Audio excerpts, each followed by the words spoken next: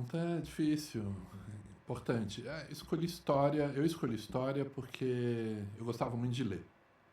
Gostava de ler história, gostava de ler romances, literatura, tudo que aparecia eu gostava de ler. Gostava muito das bibliotecas. E eu, no ensino fundamental, hoje se diz, né, na época do ginásio, eu frequentava muito a biblioteca.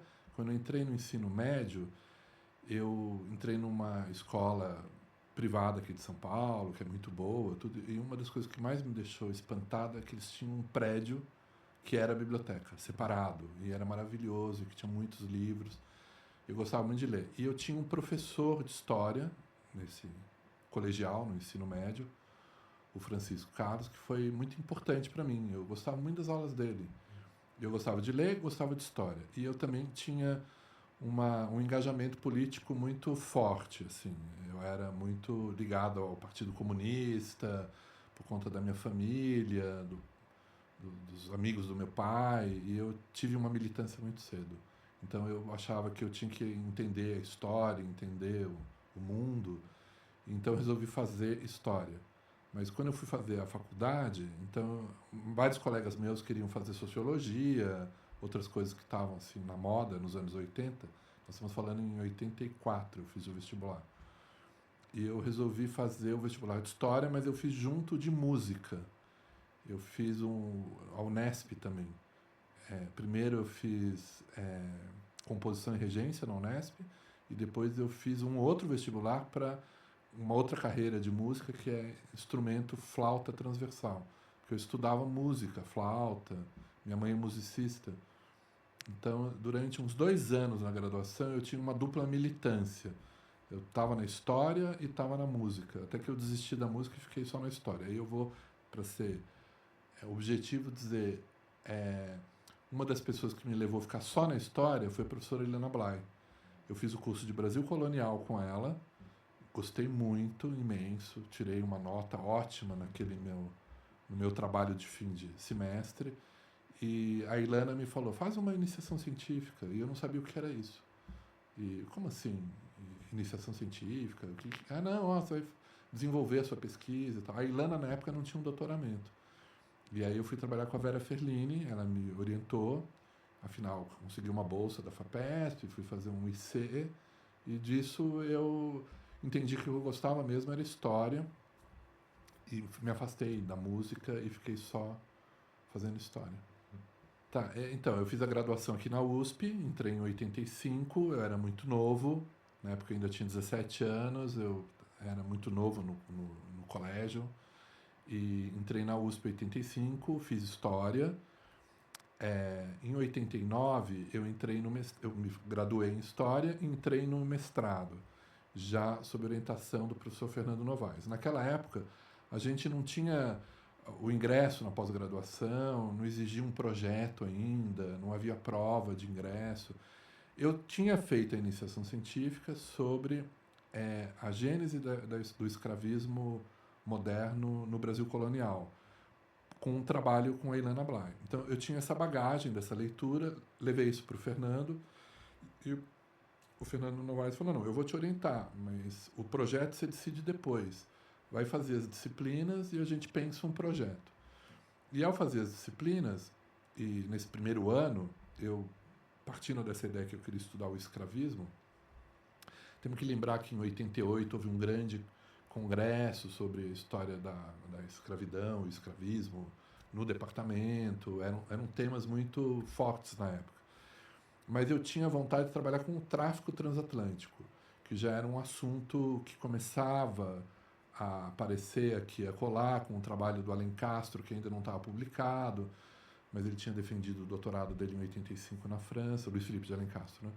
E eu, então, escolhi fazer um mestrado sobre o tráfico transatlântico de escravizados durante o período da dominação holandesa, século XVII. Isso eu acabei capturado no século XVII por conta dessa escolha. Fiz o trabalho, o mestrado, usando sobretudo fontes impressas, traduções, na época isso era assim. É, Defendi o mestrado e fui fazer o doutoramento com o Fernando. E aí houve uma mudança de rumo na minha pesquisa. Eu me mantive no século XVII, mas eu caminhei para fazer um trabalho. Minha ideia era fazer um trabalho de história indígena, que era também um tema muito importante e quente na época, né? A gente tinha tido o processo da redemocratização com a campanha das diretas. Eu fui muito engajado na campanha das diretas. 85 a eleição do Tancredo, aí o Sarney, todo esse processo tumultuado. A partir entre 86 e 88, eu estava na graduação. O que mobilizava muito era o processo constituinte, a escrita de uma nova Constituição, como que isso ia ser feito. E um dos temas quentes, assim, importantes, era a emergência do movimento indígena, a escrita dos capítulos dos direitos originários dos povos indígenas. Toda essa dimensão surgia num contexto em que na história, na historiografia, quase não se estudava história indígena. Quer dizer, tinha essa coisa absurda dos bandeirantes e tal, que era muito ainda presente e ainda é na universidade, os logos, brasão, essas pataquadas. A gente queria fazer uma coisa diferente e a história indígena me fascinava. Eu tinha bons amigos antropólogos e quem trabalhava com história indígena nesse momento era o pessoal da antropologia. Entretanto, eu estava no SEBRAP já. Então, isso é uma parte da minha formação. No final do meu mestrado, nos anos finais, eu entrei no SEBRAP, no programa de formação de quadros, que era coordenado pelo professor Gianotti, José Arthur Gianotti, um grande filósofo, professor da faculdade, que tinha esse programa de formar pesquisadores misturando várias áreas.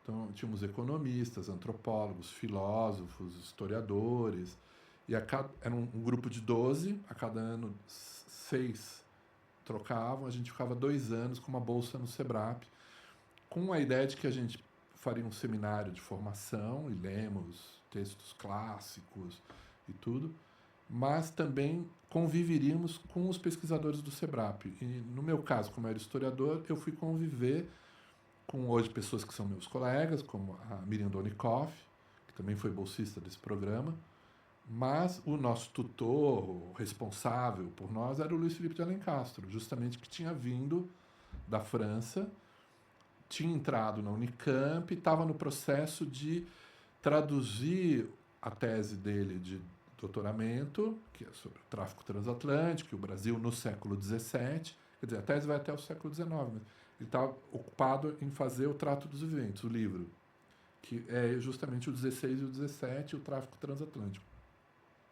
O tema da história indígena, da escravidão indígena, está no trabalho do Alencastro, muito em diálogo com o John Monteiro.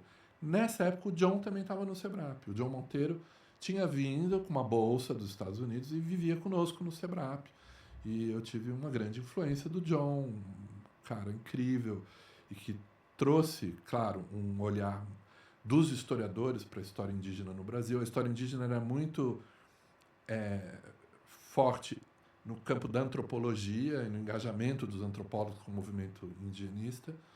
E o John trabalhava com o século XVII, São Paulo, a gente conversou muito, e eu percebi que eu queria migrar o meu horizonte não para o tráfico transatlântico, que era o que o Alencastro estava fazendo, mas para estudar a história indígena.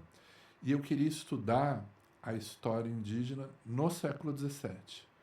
E eu entendi que eu precisava estudar a história indígena no século XVII. Por quê? Aí entra um outro grande historiador que me influenciou. O meu orientador era o Novaes, eu estava trabalhando lá com o John e com o Alencastro. Então eu tive o privilégio de estar num ambiente com grandes historiadores que me abriam muitas janelas e me ofereciam muitas oportunidades. Mas nesse momento, também o Evaldo Cabral de Melo surgiu como uma grande inspiração. Bem, os livros dele são magníficos, e ele trabalha com história de Pernambuco no 17, uma história social, econômica, que muito me inspirou. Os livros dele muito me inspiraram, e eu tive o privilégio de conhecê-lo e poder conversar e trabalhar com ele, porque eu fiz um estágio pós-doutoral na França, com a professora Kátia Matoso. Fiquei 1 ano e meio lá com a bolsa. E na época, o Evaldo era cônsul em Marsella.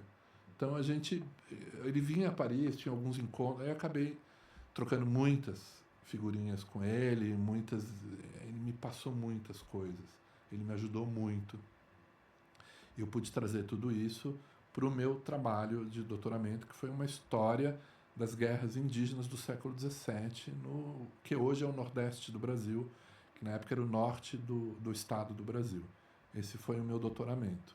E fiquei, então, preso no século XVII, que é onde eu estou hoje. Então, a disciplina obrigatória, a gente está num processo de transição, né? Antes a gente tinha 2 semestres, agora temos um só. Então, eu estou tentando condensar. É, a disciplina obrigatória, a ideia é ter uma dimensão panorâmica, mas é um panorama de um universo. Porque nós estamos falando do século XVI até o início do XIX, é muita coisa, são muitos temas, muitos assuntos. Então, claro, sempre há uma escolha, uma delimitação. Eu sou um historiador que tenho trabalhado mais com história política, história econômica. Eu tenho, talvez, se eu posso pensar algo que me definiu na minha formação, é esse horizonte da história social, dos análises, que eu trago muito do meu professor, Fernando Novaes, o marxismo do Fernando Novaes, a preocupação com a materialidade, com a economia, com o mundo da produção, com as relações sociais como relações de produção. Então, isso um pouco me captura e eu passo isso para os alunos, na medida em que eu escolho temas muito ligados à produção, ao escravismo, ao trabalho, ao comércio, ao capitalismo, à formação do capitalismo na época moderna. Então, com isso, claro, eu sei que a minha disciplina é um pouco negligente com relação a temas mais culturais, ou a história da família, que outros colegas, muito melhor que eu, estão preparados para fazer. Os alunos logo vão entendendo isso, né? Cada professor tem uma abordagem, um jeito de fazer esse panorama e de oferecer para os alunos aquele conjunto de temas, porque o que importa é o trabalho em cada um daqueles temas, é o exercício de tentar compreender um momento, olhar a documentação. Então, eu também tento trazer sempre documentos para a aula, pelo menos 1, 2, 3 documentos que a gente possa analisar juntos e entender como que a história vai se construindo a partir dessas fontes. Eu coloquei, por enquanto, 2, que é Leituras do Brasil Colonial, que é um pouco um desdobramento da história do Brasil colonial, que é a ideia de trabalhar com a historiografia e fazendo um percurso na grande historiografia, vamos dizer assim, as grandes tradições, os principais autores, partindo do século XIX, mas com o foco na virada, Capistrano de Abreu, do XIX para o XX, aí a geração de 30, para chegar até os debates contemporâneos. Então, é uma optativa que eu já fiz algumas vezes, ofereci, e também uma sobre a origem do capitalismo moderno, que é a ideia de inscrever a construção do império colonial português, sobretudo, que é o tema da minha investigação, no processo mais amplo da formação do capitalismo. Então, para lidar com todo o debate sobre sistema mundial, economia mundo, sistema colonial, e trazer essa discussão para mais próximo da história do Brasil também, né, do período colonial. Então, por enquanto, eu estou com essas 2. E estou querendo montar uma próxima, o problema vai ser se eu vou conseguir oferecer, sobre história monetária, que é o assunto que eu tenho trabalhado agora. Né? Minha pesquisa atual ela é uma pesquisa sobre a história monetária, o sistema monetário do Império Colonial Português. Definindo isso, a ideia é entender a montagem, no século XVII, de um sistema monetário na escala do império, o que envolve compreender como que funciona esse sistema monetário no reino, em Portugal, continental, mas também no império. E eu estou trabalhando numa pesquisa que espero logo conseguir publicar, é um livro que já está quase todo escrito, em que eu faço uma abordagem dessa construção no século XVII, não só no Reino, mas também no Brasil, em Angola e em Goa. Eu escolhi essas regiões do Império para tentar compreender essa dimensão heterogênea desse sistema monetário, na medida em que há um único espaço monetário, o padrão monetário português na época é o real, mas as zonas monetárias são diferenciadas. Em Goa, há até a cunhagem de moedas específicas, que são particulares para aquela zona monetária. Em Angola, no primeiro momento, se parte do uso do zimbo, que era uma moeda, mercadoria usada sobretudo no Reino do Congo, mas também em Angola, Matamba, se migra para o libongo, que é o uso de um tecido, de um pano de palha, que funciona no termo de Luanda como uma moeda fiduciária, uma moeda, um papel moeda, e que vai ser transformado no século XVII para moeda metálica cobre. E o Brasil, que está inundado de moedas castelhanas, vamos simplificar assim, e que vive uma transição no século XVII para moeda provincial, que começa a ser cunhada no Brasil em 1695. Então, entre 1640, que é a restauração em Portugal, até o final do século XVII, o sistema monetário português sofre uma profunda transformação. Durante o período da União Ibérica, ele, na verdade, tinha que, eu vou usar uma expressão para ser sintético, ele tinha um pouco naufragado dentro do sistema monetário espanhol. Ele vivia das espécies monetárias e das formas de sustentação de um sistema monetário que eram advindas da cunhagem das moedas espanholas, leia-se moedas de Castela, mas também cunhadas no México, no Peru e tal, no Novo Mundo. A partir de 1640, há uma tentativa de retomada da soberania do sistema monetário português, que convive com sucessivas mudanças, alterações do valor da moeda, que culminam com um novo sistema monetário, final do século XVII, estável, que se consolida e que está apto a receber o ouro do Brasil numa outra condição. E, de fato, o sistema monetário português, do Império Colonial Português, no século XVIII até, é muito estável e ele está construindo essa estabilidade a partir da entrada do ouro do Brasil, mas também da tecnologia, dos ajustes, da política monetária que foi construída nos anos vertiginosos de 1640 a 1695, 96, quando a última alteração monetária em Portugal é em 88 e o regimento da Casa da Moeda é alterado em 86. Então, eu justamente estou estudando isso, é a minha pesquisa atual.